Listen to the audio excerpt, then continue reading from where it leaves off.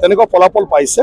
বাকী এক্সিট পল social media বা বিভিন্ন পাৰ্টিবিলাকে বিভিন্ন ধৰণৰ কথা কোৱাত অলপমান কনফিউজন হৈছিলে, কিন্তু নিৰ্বাচনৰ কেম্পেইনৰ পৰা আৰম্ভ কৰি ভোটদান কৰালৈকেতো চব ঠিকেই আছে।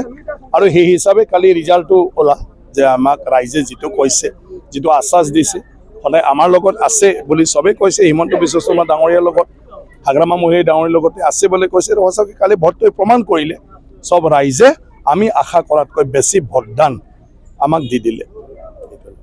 মই সেইকাৰণে কৈছোঁ, সেইখিনি কথা লৈ কনফিউশ্যন বা সেইটো লৈ আপোনালোকৰ মাজতো চৰ্চা চলি আছে, কিন্তু আমাৰ প্ৰত্যেকটা কোণাৰ পৰাই আমাৰ এটাই চব ৰিপৰ্ট যে আমি জিকিমে, আমি ভোট পামে, আৰু এইমতে কালি হৈ গ'ল।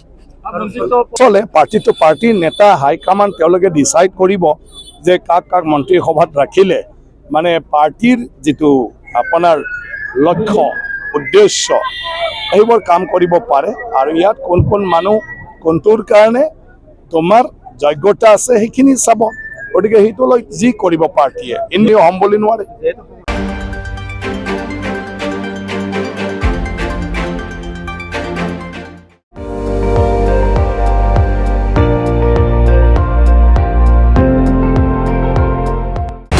আপুনি চাই আছে ND24, সৰ্বশ্ৰেষ্ঠ নহয় সৰ্বোত্তমৰ দৌৰ।